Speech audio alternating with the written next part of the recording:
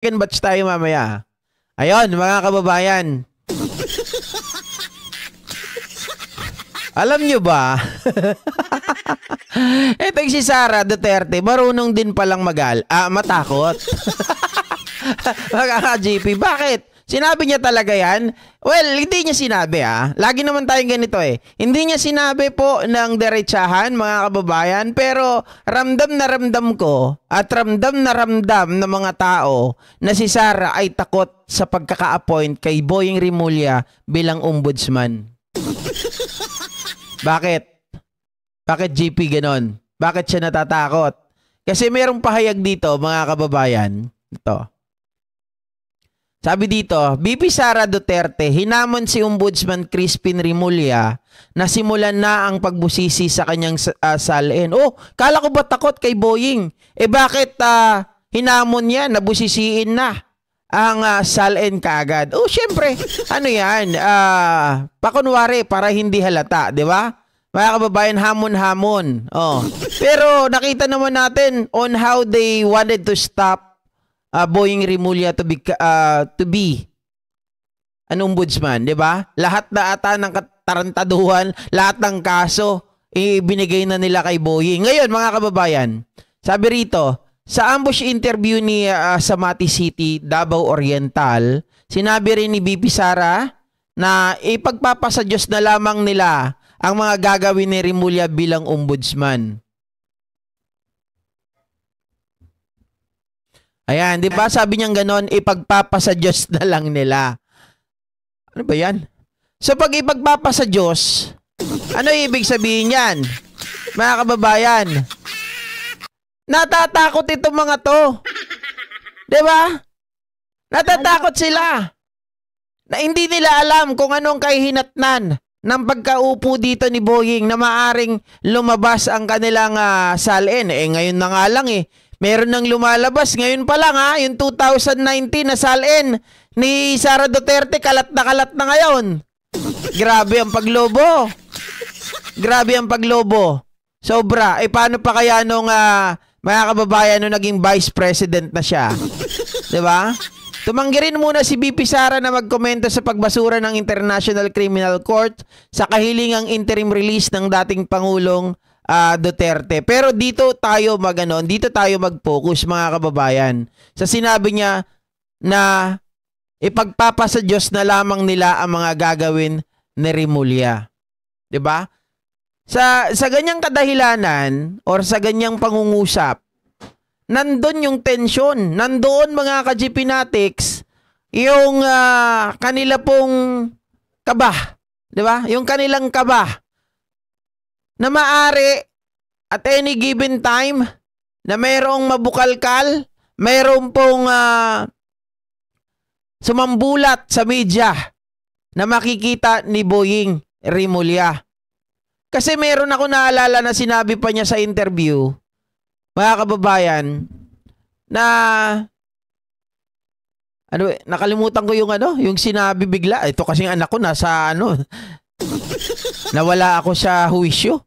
Yung, kumbaga, mga ka-GPnatics, yung sinabi yun ni Sara, ay talagang medyo hesitant.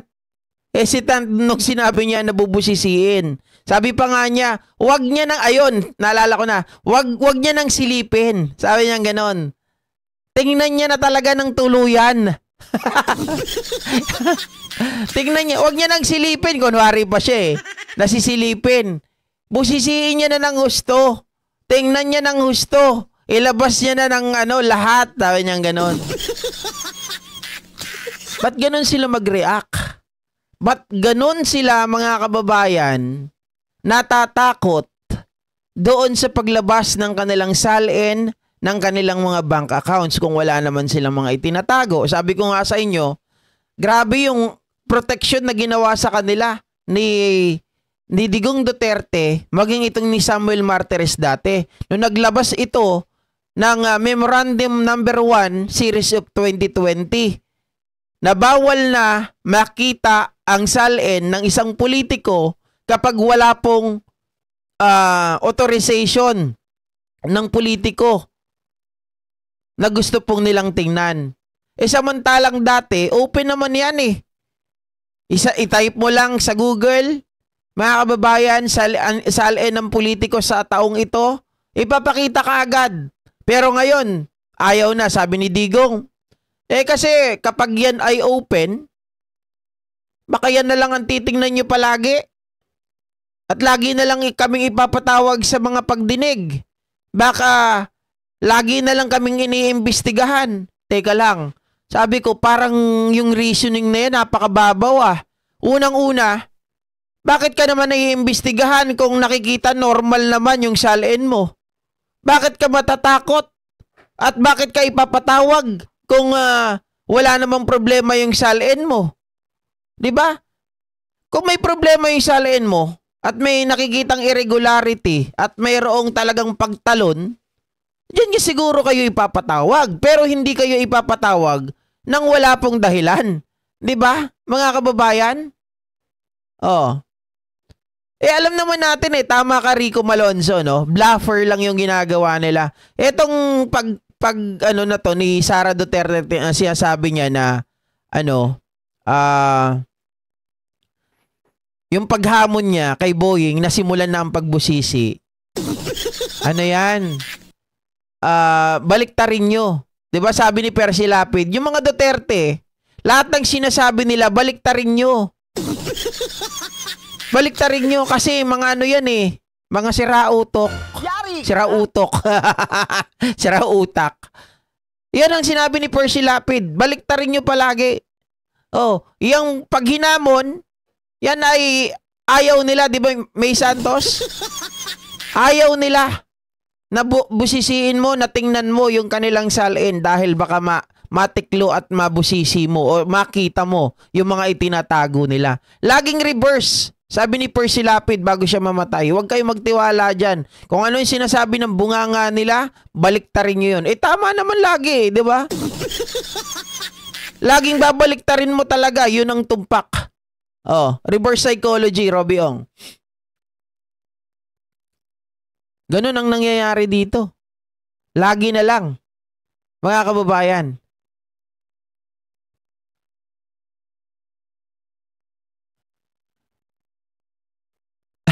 Kanta na lang ni BP Sara para may ayos niya to. Zero ng boses niya. Ano yun? Kaya pala yung bloodbath. Tama, low means. Kaya pala yung bloodbath ni Sara baliktad, di ba? She says, mga kababayan, she's ready. Tapos, she wants a bloodbath. Pero, she wants a bloodbath. Ang daming abogado, pinatigil ka agad yung impeachment. Di ba, Ma'am Stella Agsalon? Yun ang katotohanan. You have to reverse always yung kanilang mga sinasabi. Whichever the statement they have, mga kababayan, baliktarin mo yun. Yun ang katotohanan. Yung mga ganitong hamon-hamon sureball yun. Takot talaga. Bakit mo naman babanggitin ng Diyos na sasabihin mo, bahala na, ipagpapadiyos na lang namin, ang mga gagawin ni Rimulya. Diba dapat, mga kababayan, kapag ikaw ay may tiwala sa iyong sarili na wala kang tinatago, ang sagot mo dyan, hayaan mo siya. Di mag-imbestiga siya hanggat saan niya gusto. Ganun yun dapat, di ba? Kahit saan pa, gusto niya, ang paghamon, gusto niya, samahan ko pa siya. Gusto niya, ilabas ko ngayon at tingnan niya ng kasama ako Di ba ganun, mga kababayan? Hindi yung ipagpapasa Diyos na lang namin kung ano ang gagawin ni Boying Rimulya. Kasi kung may tiwala ka, hindi ganyan ang salita. At maririnig mo, hindi ko kasi nakuha yung video neto Mga kababayan, talagang may panginginig sa kanyang boses. Na talagang na sila po ay natatakot. Hindi yun yung boses ng kampante ka. Kasi kapag kampante ka at wala kang ginagawang masama, mga ka-GPnatics. Iba yung yung reaction mo eh. Tatawanan mo lang eh. Sige lang. Ganun lang yun eh. Simple lang, sige lang. Gawin niya ang gusto niya. Walang problema. Ganon yung yung complacent, kampante, at tipong wala kang tinatago. Sabihin mo lang, hindi gawin niya lahat ng gusto niyang gawin. 'Di ba? Ganon yun eh. Ay nako, mga kababayan.